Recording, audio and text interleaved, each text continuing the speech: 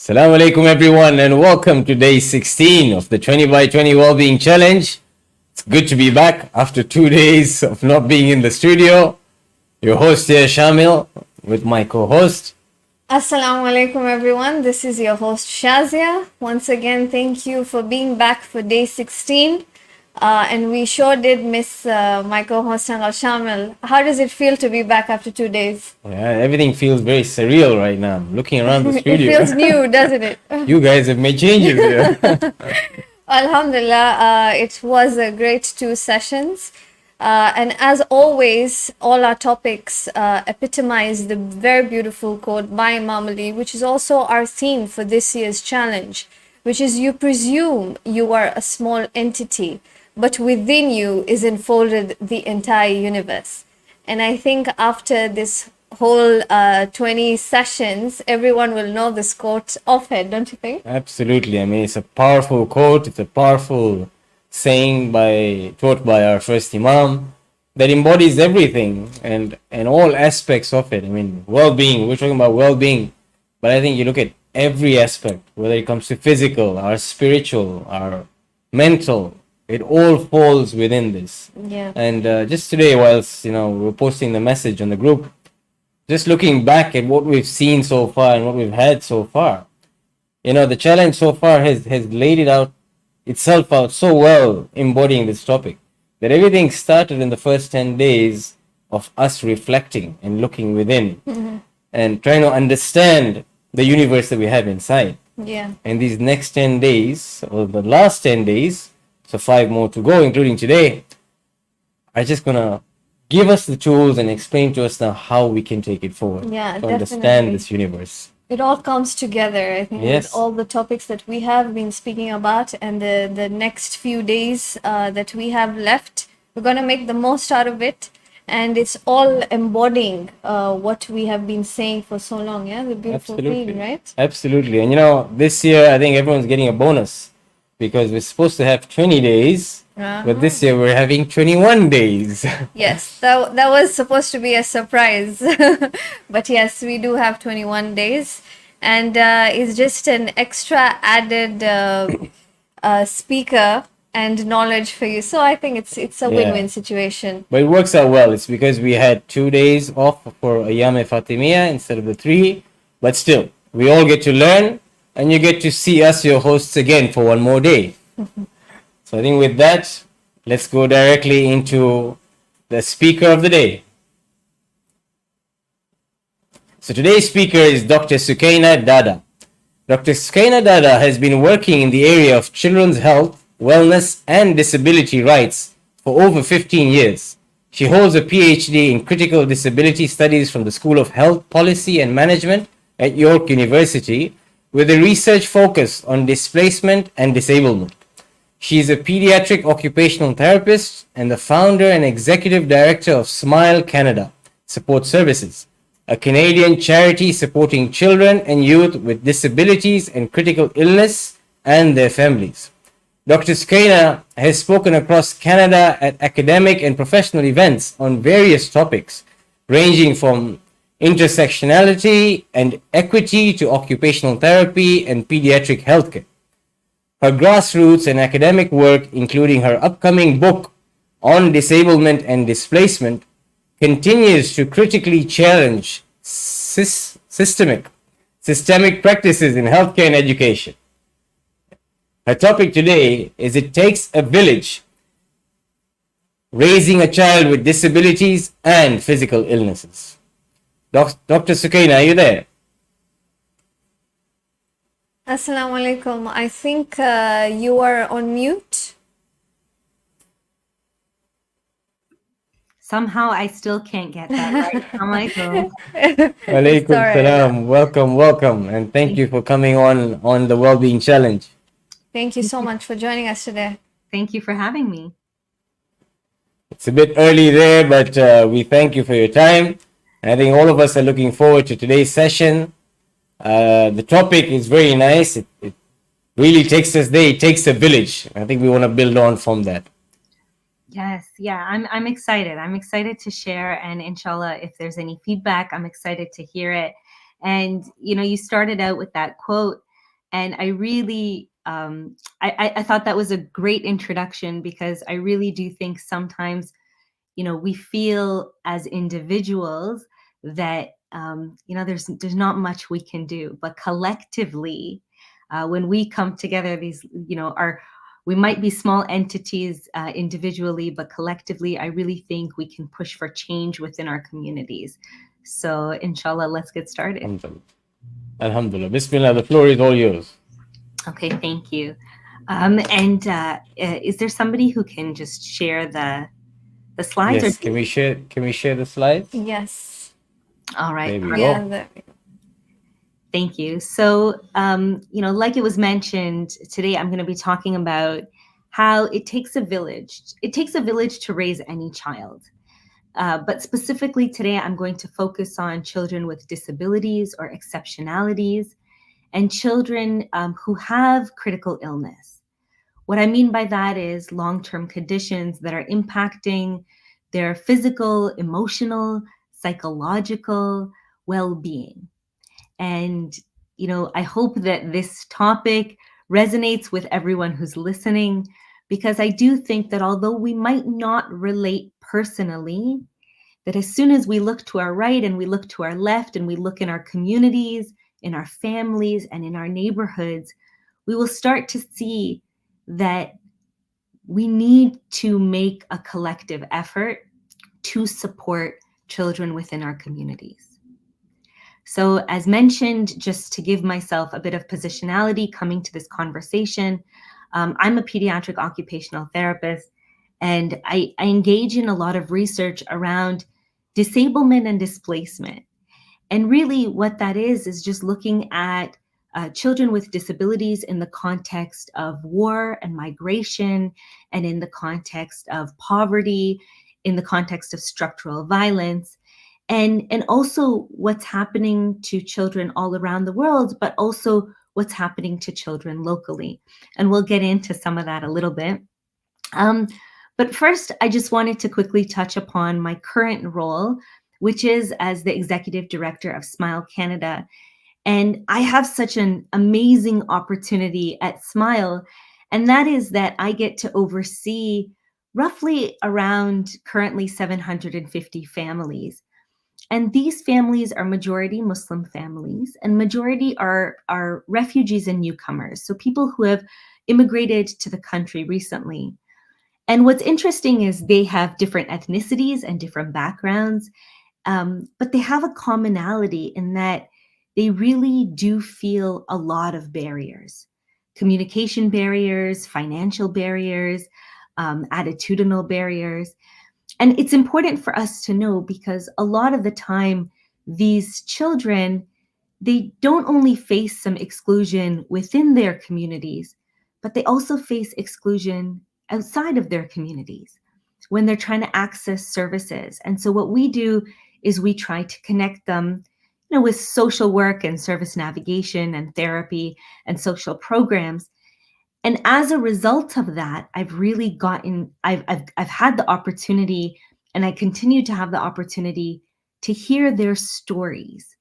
And I'm going to share a little bit about stories, or what we call narratives. Now, this concept of stories and storytelling is often used to share, things that are make-believe, things that are made up. But what I'm referring to are narratives that are personal and collective. So our personal narratives is how we feel, what we've experienced, and collective narratives is what we experience, for example, as a community, what we experience collectively. That might involve some of our grief, some of our pain, but it also can involve our celebrations, it involves our history. And the reason why I want to share a little bit about narratives in this context is because narratives and their connectedness to humans can really only be understood by paying attention to social, political, and economic contexts. And the narrative stories, they oppress the dominant narrative stories, they oppress non-dominant stories because they kind of take them over. But what's important to know, as dominant narratives, they can't just be ignored.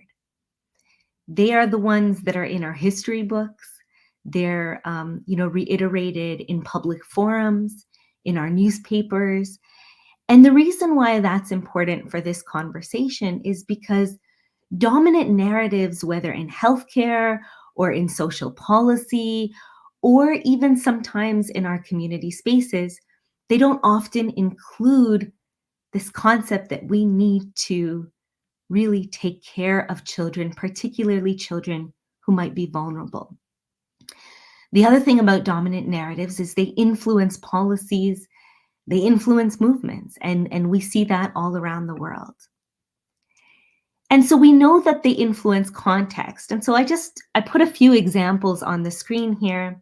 I'm from Toronto, and recently we lost one of our leaders, Sayed Asad Jaffrey. And it was a really, really big hit to the community, I think locally and globally. And so what does that mean for our children? And today we're really going to focus on, our children and how do we raise them together collectively as a village.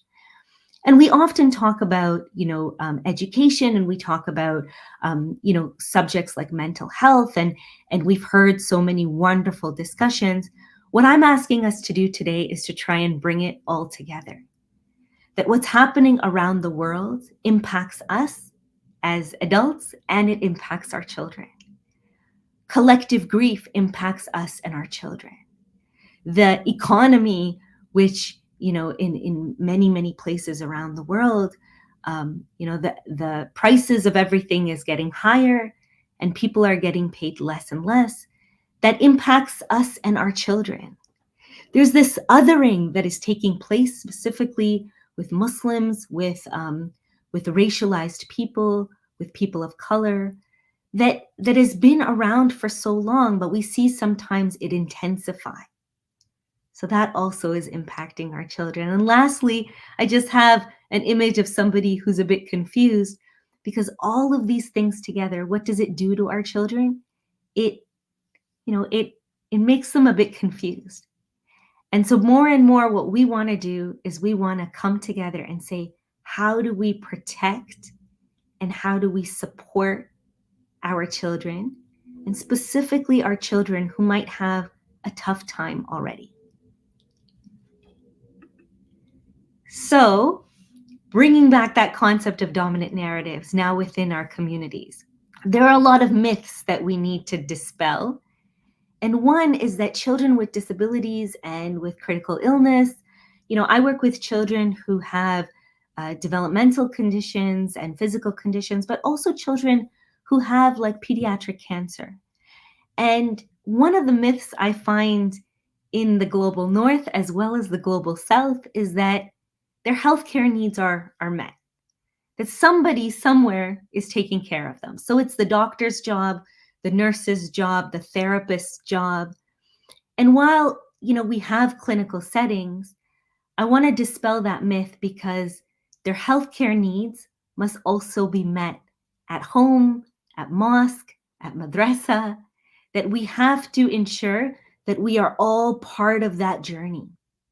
Now, why do I say that? Because as we know, and as we've been taught by the World Health Organization and all the other, international human rights and health agencies, is that health is not just the absence of disease. Health is more than the absence of illness. Health is how you're feeling, physically, emotionally, psychologically. Another dominant narrative within our communities is that it is the government's responsibility. It's, like I said, the doctor's responsibility. It's the responsibility of the teacher. But it's not necessarily a collective responsibility.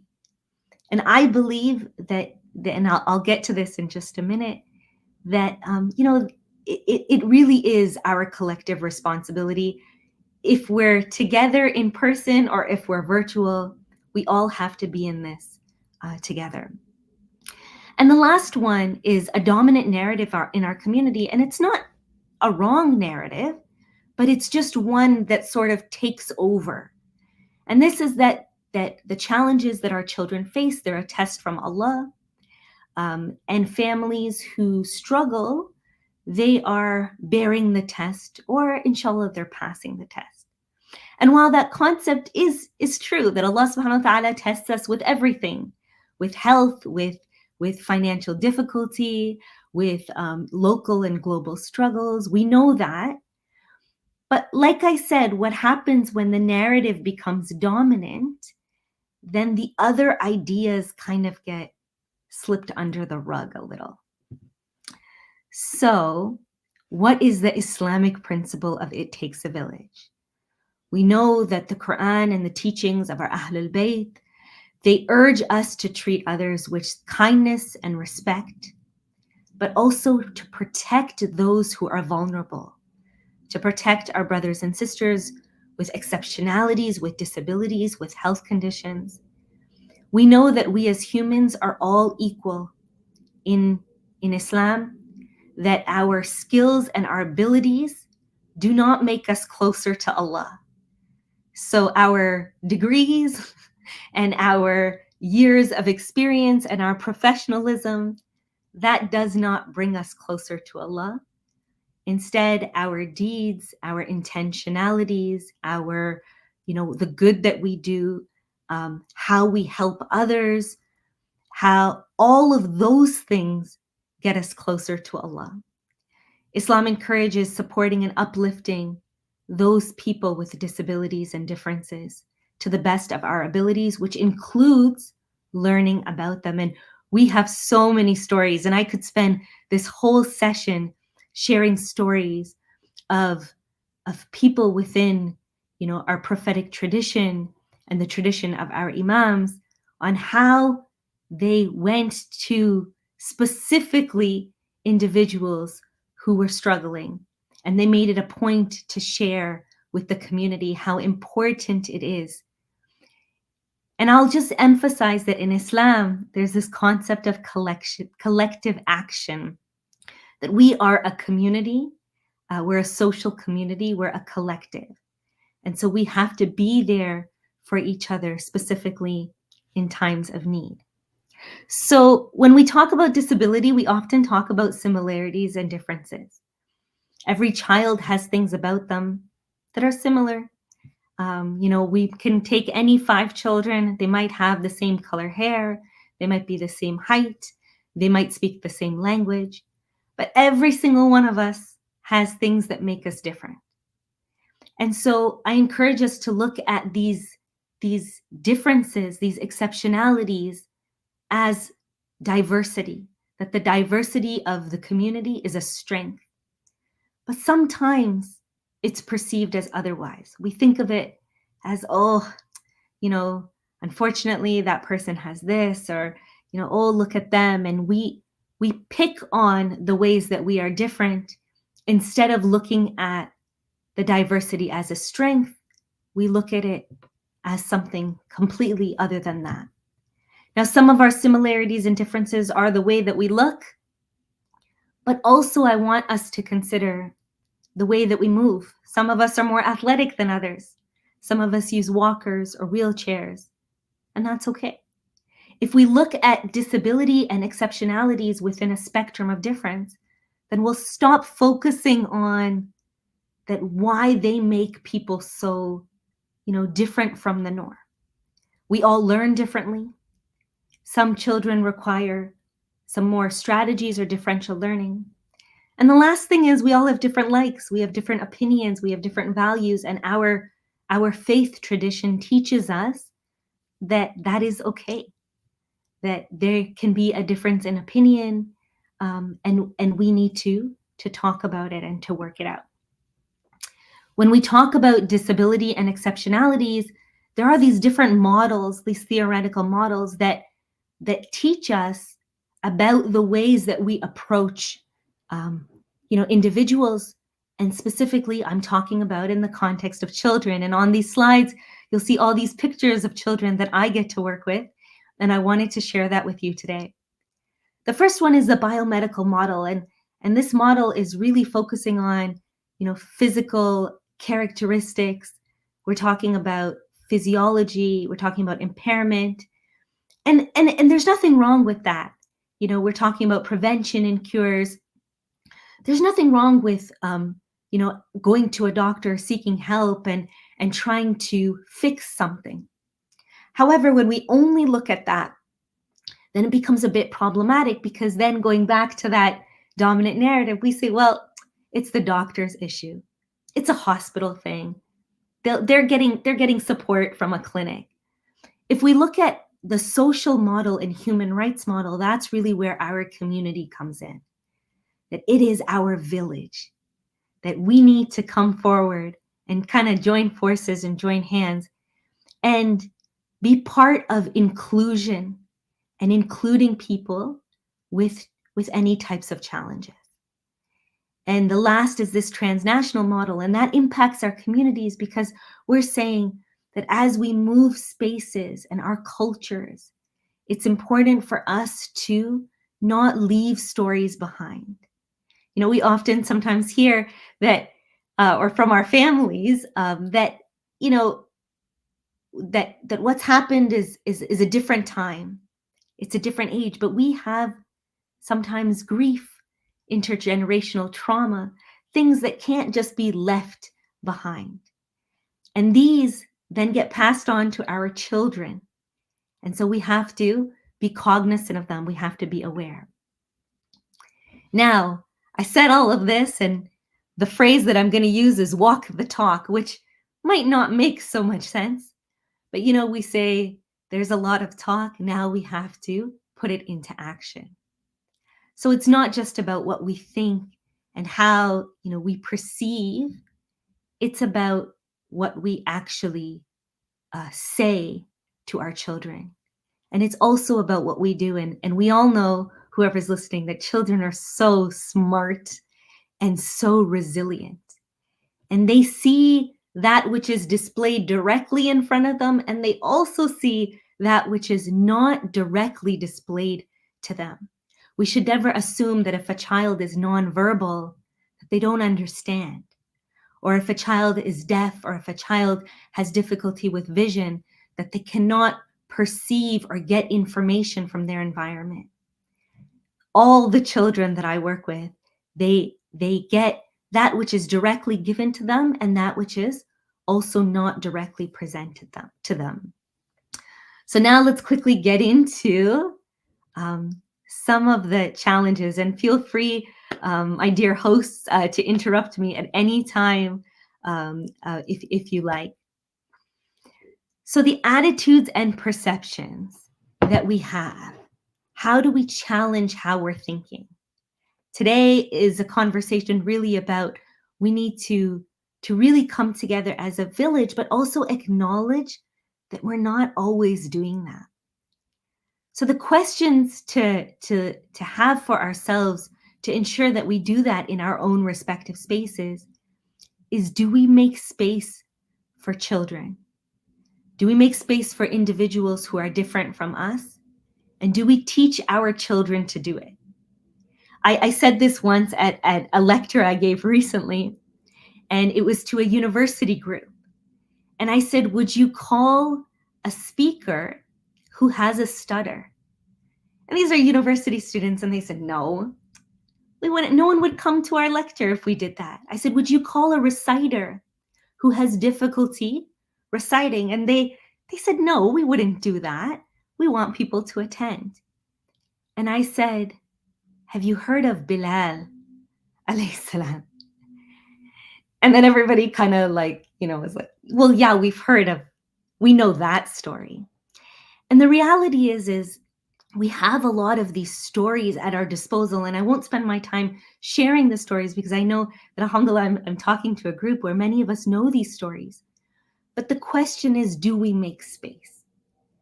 Do we look at people differently when we see somebody and they might have a physical difference, or they might talk in a certain way, or they might make certain, movements? Do we look at them differently? Be like, oh, bichara, oh, bichari, oh no, oh goodness, and we look away. And as a result, do we teach our children to? Do we talk to them differently? And the real question for me is, and I say this to myself first, do we respect all of them? Do we pity the children that we see? Are we condescending? And do we provide them with opportunities? And so I ask that everyone on this call, ask yourselves, if you're teachers in our Islamic schools, in our madrasas, if you're running a sports program, if you are, doing any type of social educational activity, do we include? And are we making every effort to include? Ableism is the name given to the discrimination against persons with disabilities. It refers to attitudes in society that devalue and limit the potential of people, and I use the term disability, but there are so many terms, people with exceptionalities. These lead to discrimination on the basis of disability and health. Now, the reason why I share this with all of you is because I don't perceive myself to be ableist, just like I don't perceive myself to be racist. However, when I look at my own biases and I think about whether or not I'm treating a child, involving them in my child's birthday party, involving them in the community programs, then there might be some biases that I really do have to challenge. And I speak for myself, and I ask you all to reflect on the same thing.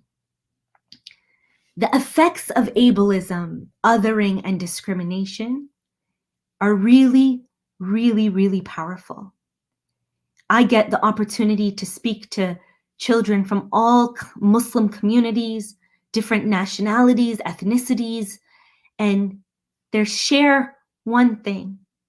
Even though they haven't all spoken, they're not all related, many of them have shared to me over and over again that their children are sad, their children are angry, their children are depressed, and even have suicidal ideation. And they relate that to being discriminated, being left out. They also report that they miss out on opportunities for social interaction, for engagement, for learning, and they are often excluded. And there is this collective grief that nothing's going to change, and it impacts them. So what does it mean to be accessible and inclusive? To be accessible, and I ask that you challenge yourselves and your communities within the context of health and wellness, that it means we must provide equal access for all. That means that children should be let in, they should be able to participate, they should be able to engage, they should be able to physically get in, but also be able to learn and be included socially. This concept of inclusion is that we have to include people at every level of our organizations and our communities. Our volunteers, our board of directors, are we being inclusive? Are we teaching our children, for example, to invite, somebody who might not be as articulate as somebody else? But it doesn't matter, because like we said, we know that the closeness we have to Allah is not about our skill set. Accommodations and accessibility are a right, a human right, not a privilege. So just closing up, how do we create more accessible, inclusive environments? We have to think about barriers, physical and environmental, whether it's the ramp to a building, whether it's accessing a wudu area, information and communication. How is our information being presented? Do all of our children, are they able to learn? Do we have those technological supports? And the last one, which I believe is the most important, is our attitudes. Are we thinking about others? Are we part of their village? And if we're not, I'm going to say now more than ever before in the world, we have to come together. We have to make our children feel safe. We make sure they feel respected, and we make sure that they feel welcome. And I leave you with a slide of some very beautiful children who I get to work with. And I wrote on it that there is an urgency for change. So while, we are challenging ourselves within the context of health and wellness and well-being, I ask that we make it an urgent matter, a critical matter that we take back to our family dinner tables and we take back to our community gatherings. And we really, inshallah, push for change, because it does take a village. And I've left my email address on here. I welcome if anybody wants to get in touch with me. Please do. Inshallah, we can have future conversations.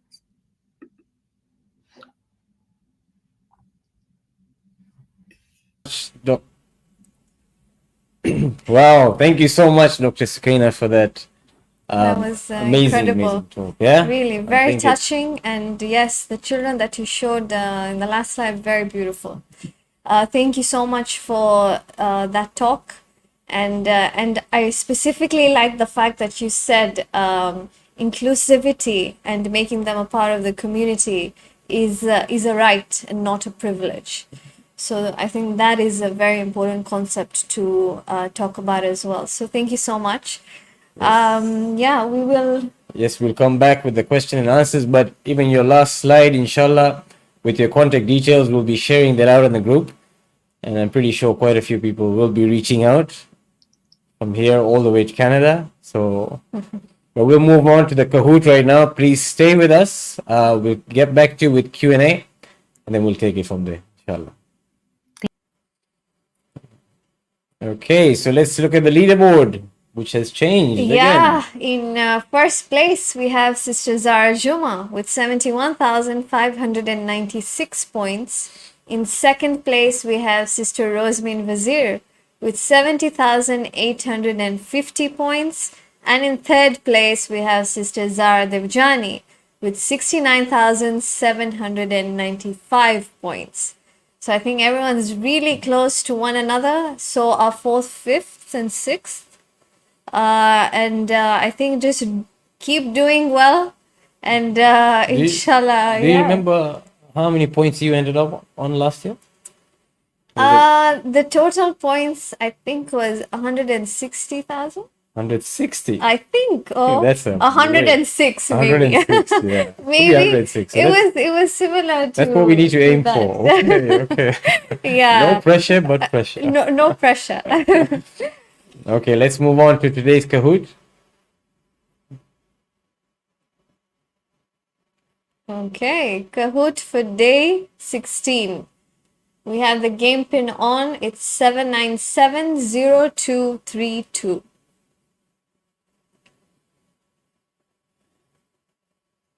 Yes, as always, you can even scan the QR code that's there. We'll go through the Kahoot, 6 questions in total, and then we move on to the Q&A with Dr. Sukaina. We'll remind you right now, those of you who want to ask any questions directly, please type it in the comment section online, and inshallah we'll raise your question up. That was, I think, a fantastic session, right? I mean, Very covered fantastic. so many things. Very important and different as well. So yeah, like I said, all our topics are Perfectly go merging. around it, Yes, yeah? definitely. I mean, Imam Ali is the one who stood up for bringing everyone together. Yeah, And yeah. it surely does take a village. It definitely does. He was known to be the father of the orphans. Exactly. And I think that's one of the most beautiful things about Imam Ali. Entirely. But yes, it is very important for us to be very inclusive in society generally, and especially when it comes to children. Yes. It's a very important thing. Okay, we'll give it a few more seconds for everyone to log in.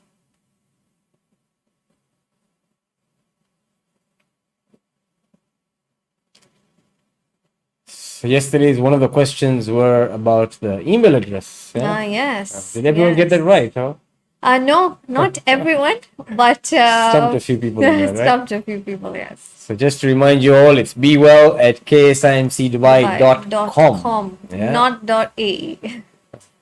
All right, I think we're ready. Okay. Yeah? Let's get started.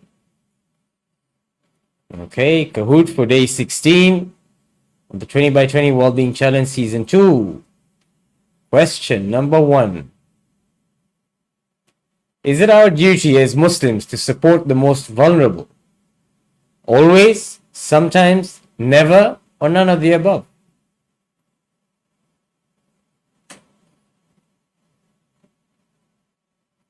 Yes, all answers are in. Definitely. The answer is always. Question number 2. Ableism refers to negative attitudes against people with disabilities, negative actions against people with disabilities, negative thoughts against people with disabilities, or all of the above.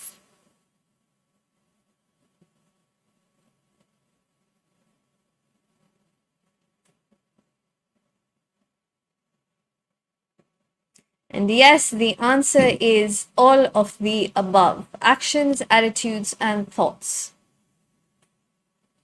Very good. Question number 3. What are the barriers that impact children with disabilities? Is it physical and environmental? Is it informational and communication? Technological and attitude? Or is it all of the above?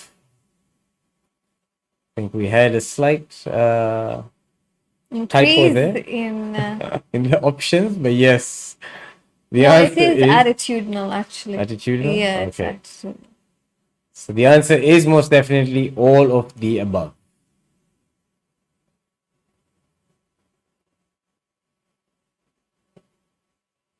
Question number 4. Dominant narratives are problematic because A. They tell one side of the story, B. They are the truth, C. They are evidence-based, or D. They are false. Remember, dominant narratives.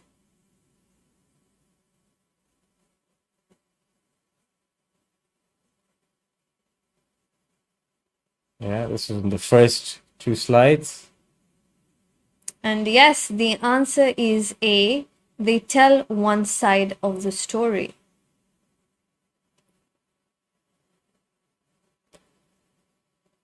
Okay, question number 5. Models of disability. The biomedical model is the most accurate. The social model, which is transnational experiences. All of the models provide insight on approaching disability, or is it none of the models provide insight? It's a bit of a tricky one.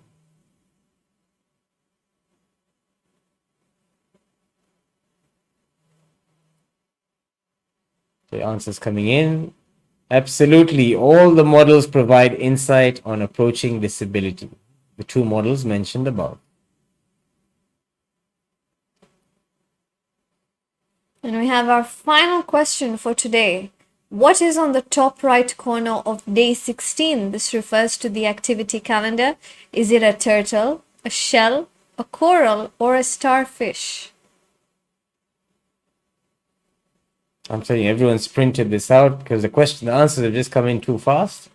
I They think all have it in they're front of all them. keeping an eye and observing every single thing on that calendar.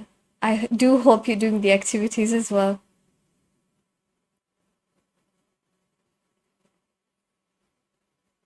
And yes, the answer is B, a shell. Very well done. And we have on the podium, in third place, we have Sister Sajida Khwaja. In second place, we have Sister Sayeda.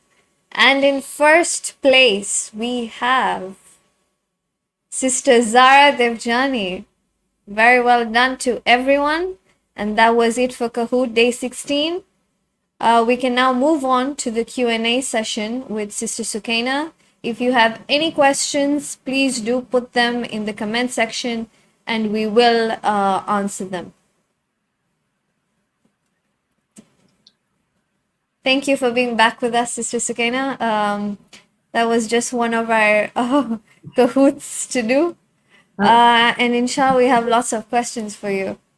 Thank you. And I just wanted to say, as I was observing, the girls seem to be winning. Just saying. I mean, Is that a surprise though? Yeah, I'm just putting it out there. You know, I don't want to cause any issues, but it's just my observation. No, No, it's all right. I no problem. agree. We like to let our sisters, Oh, win please. the No, Kahoot. no, no, no, no. Kahoot, you cannot Yeah, rig Kahoot. you It's cannot rig the this way it thing. is. Yeah, Yeah. definitely.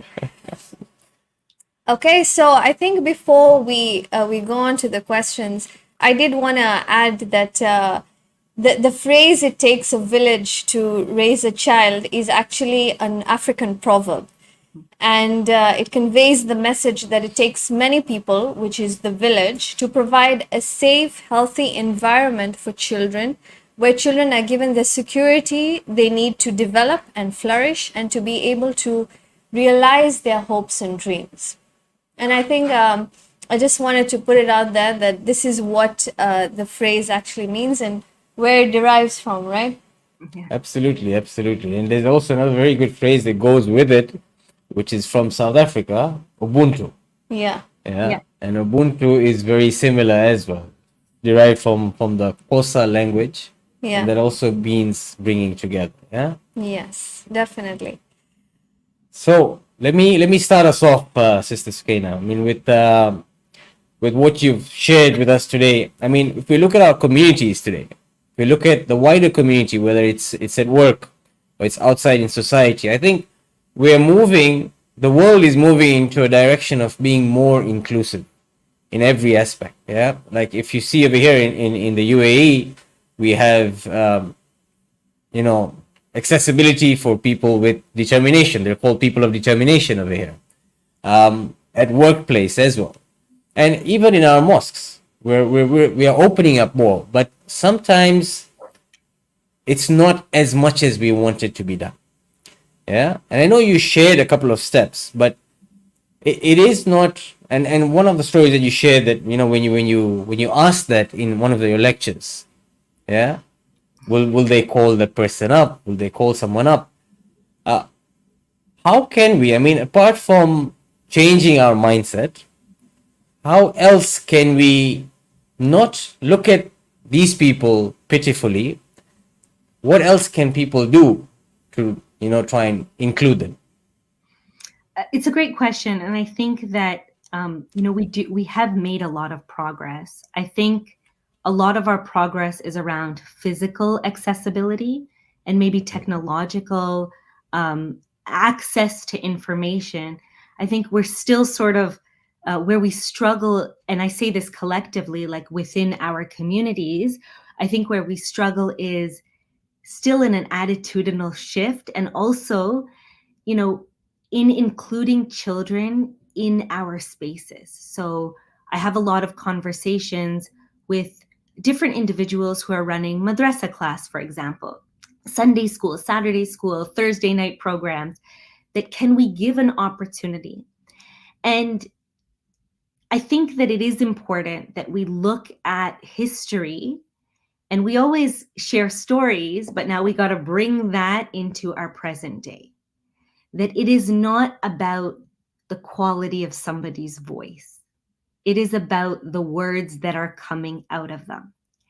And I really, really do believe that if we start to have inclusive practices, even when it comes to, sharing information. So, for example, there's a child who might be struggling with their behaviors, or they might be struggling, with being able to sit still, or with the way they talk.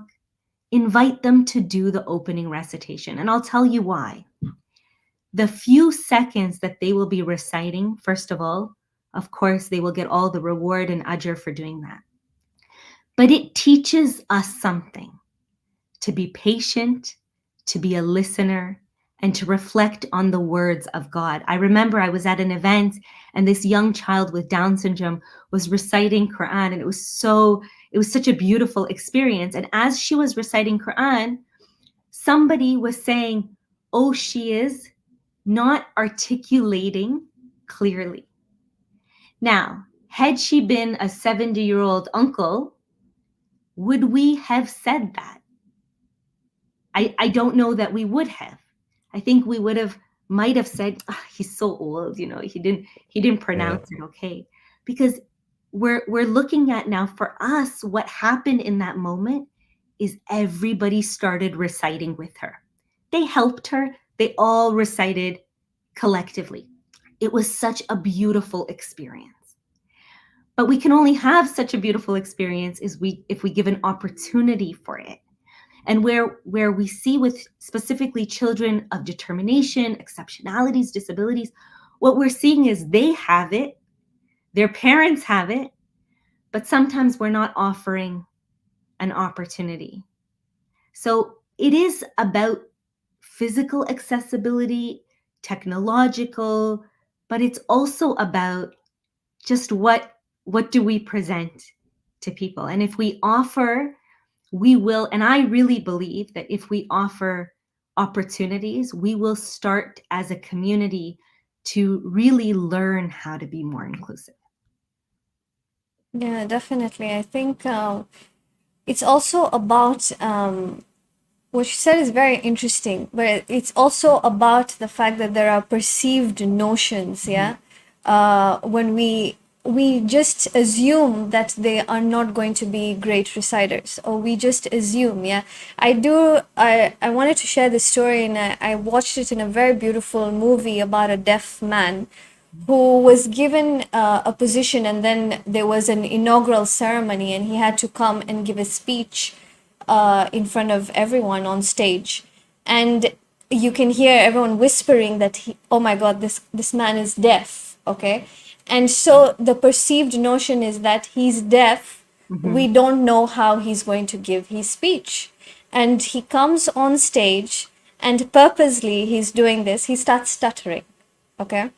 He's speaking very low with a low voice. He starts stuttering, and then he's panicking. He's nervous. There's nervous movement. So everyone's like, "Yeah, okay, it was expected." But in like a second, he bounces back and he says, "Get rid of all your perceived notions," because he starts speaking in a very a beautiful tone, where he's a great speaker, he's going around the stage, and then he's basically trying to tell them that, you see, you had a perceived notion about me because I was deaf, right? But I'm not that way just because I'm deaf. And like I think we always say, if God has taken away something from you, he gives you 10 more things. Yeah. And I think that is a very beautiful concept. But as a community, how important is it, one, to get rid of these perceived notions, because it does start with our mindset, and two, how important is it to be more empathetic rather than sympathetic? Well, I mean, there are a few reasons why it's very important. One is the most basic, that it's our responsibility, right? It's what our faith teaches us. It's our duty. That's probably for me the most important. But also, the rate of disability, pediatric disability, as well as pediatric illness, is increasing for so many reasons: environmental, what we eat, what world we live in, access to technology, overstimulation. Like, there are so many reasons why it's increasing. The fact is it's increasing, right? 1 in 4 children are on the autism spectrum, right? Children have learning difficulty sitting still, difficulty being able to engage in classroom and schools and going to the mosque. We also, of course, collectively around the world are seeing a mental health crisis, which we've spoken about. And so all of these things together, they're reasons for why we need to be there for our children. But the onus cannot be on the parent alone, because we're a collective community. We do sports together, we recite together, we mourn together, we celebrate together. So if we're a collective community, and our children are supposed to be together, and then you have all the children together, but you have one parent who's just looking after their child, that's not within the phrase of it takes a village. They're not part of our village then. And I think we have to be honest, and we have to own that as well, that we are not doing everything in our power. So, I think there are so many reasons, and I think we can use these reasons to then foster change. Beautifully said. And like you said, that we come together in sports, like we have Unity Games coming up, and that's one of the things to bring the community together. And in that, but sometimes I also feel that it could be also that we all, me myself included as well, still have a lot to learn. But maybe we lack the awareness, or we lack the knowledge on how to handle situations with children of determination, children with special needs. For example, I think one of the comments that have come in is that sometimes it's very hard to include them, especially if they are physically harming the other children. Now in that aspect, that sense, probably the parent is not able to know how to deal with that situation. So how can they handle such a situation? So it's a great question, and it's a very common question, right? Like, I really want to do what you're saying. However, the reality is that if somebody is coming, for example, and throwing things on the floor, somebody's coming and making very loud sounds or hurting themselves. And I think that, with regards to raising awareness, it's exactly what you're doing right now. That we should not belittle these efforts at all, because really what it does is allows us to connect with one another as well, whether internationally or locally, because you should be able to get support. It doesn't matter which country you're listening from. There is support available. There's support available online. There's support available in person. And what I mean by support is, in one of the comments, it says, if we are not fully equipped. And I understand that. But what I would suggest is, instead of saying the child shouldn't enter, we reframe the question to say, how do we make the child enter? How do we get the child to enter, number one? And number two is maybe more important than number one, whose responsibility is it? Because right now it sounds like the parent's responsibility or the teacher's responsibility. But if we say it's the community's responsibility, then we will have a sit-down meeting, say Muhammad wanted to enter or Ali wanted to come in, but he's really struggling with some of his behaviors. And as a community, we would say, you know what, maybe what we can do is the following. And then we can provide some strategies. And in that conversation, maybe we invite one of the many therapists in our communities, the many special educators. One of the things I've learned from watching these episodes is just how wealthy we are in terms of knowledge, right? Like it's incredible. We learn about health and diet and mental health, and we learn about all sorts of things. And so I think what we need to do is really tap in to our own resources. I'm not saying that it's not an issue. What I'm saying is we have the ability to then bring Muhammad or Ali or whoever it is, bring them in and bring their family in and say, we want your child to be a part of this program. Let's make it work. And, like I said, I'll share my own contact, that if anyone has any specific questions, I'll do my best to be there as well. I think we can ask one last question that we had. You did talk about the fact that there is othering in communities. And because we do live in a world where there is racism, there is Islamophobia, and not much, of course, in the Middle East, because that's where we are. But of course, in the West, there is a lot of increase in Islamophobia. There's an increase in liberal Islam as a result of Islamophobia, and all of that. How can a community come together and help? Because there are a lot of girls and boys who even go from the Middle East to the West and then they get a whole different diverse community, and then they have to deal with it themselves as well. What are the proactive steps that you can take or we can take as a community, because it takes a village, as parents, as a community? How important is it to safeguard the mental health of the youth or the children? I think it's very important. I think so. I teach it at one of the universities here in Toronto, and I have many people who are international students, specifically the ones that I know, maybe coming from Tanzania or Kenya, and it's really interesting to talk to some of these young people because they get that culture shock. They get this shock of like now I'm here and there's so many different ideas and opinions, and there is discrimination, right? Like we would be dishonest if we were saying there wasn't. But I think when we talk about the concept of it takes a village and ensuring that that village is not just people who are related to us and not just people who have the same skill set or abilities, that concept, when we really start to make it part of our everyday belief that I am going to help, I am going to support anybody who is struggling, then what happens is automatically the youth who are struggling get involved because they're also experiencing their own health challenges, mental health challenges, physical challenges. And so what happens is when we have this concept that we are going to do everything in our power to include, that automatically happens. And I'll give you an example very briefly related to disability. Let's say you have a mosque or a center and you want to put in a ramp and you don't have the money for a ramp.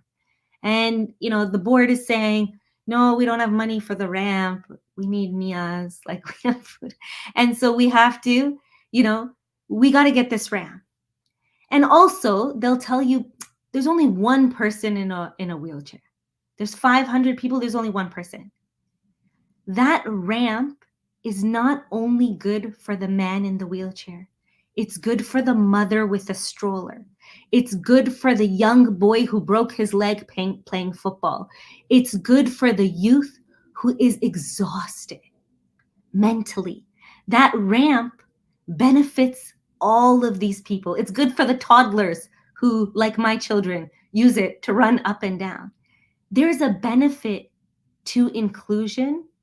And it's like the ripple effect, like when you throw a stone and the stone bounces. What I've learned in my years of advocacy is there is a ripple effect. So this discussion will support, if we really say, how do we include those kids, that those youth who are struggling, who are being othered, they will automatically have that sense of inclusion and belonging. Of course, inshallah, we pray that happens. I mean, subhanAllah, beautifully put and beautifully said. And I think that sums it up so well. Yeah. And I think just in closing, we can ask, why smile? Why the name Smile? The truth is we're just trying to empower. We don't want this to be seen as, these children are not a burden. They are anything but. And so we really are trying to share the message that we need to do a lot of hard work, but we need to do it in a positive way. And so inshallah, that's the reason why not only do we have that as the name, but we show a lot of real pictures. They're real, they're not made up, of children who are being their authentic, real selves. And one thing that you can see automatically is that they are happy, they're content. And of course, these children, they're in the shade, as we know, of our most beloved. So that's why Smile. That's Beautiful. incredible. SubhanAllah. And we've been following some of the work of Smile. For those of you who don't know, we'll share Sister Sukaina's contact details. Alhamdulillah, very good work. Please continue doing it, and may your reward come from Him above. Yeah. Ameen. And with that, thank you so much. That's unfortunately all the time we have for today. But I'm pretty sure we'll have a follow-on session in the near future with yourself. But until then, we thank you so much for being with us today. Yes, thank you for the very beautiful talk, Sister Sukaina. I think it's really very, very important that we learn about all of these things and we are reminded about it again and again. It's very important. So thank you so much. Thank you. Thank you. Thank you. And now we move on to the time of day that is the book of the day. Yes, and today's book is called The Mountain Is You by Brianna Wiest. I know this is the third book I'm giving of this author, but she's one of the very well-known ones in the Wellbeing community. And it's a book about transforming self-sabotage into self-mastery. And this is the excerpt. You are not the person you were 5 years ago. You evolve as your self-image does. So make sure that it's an accurate one.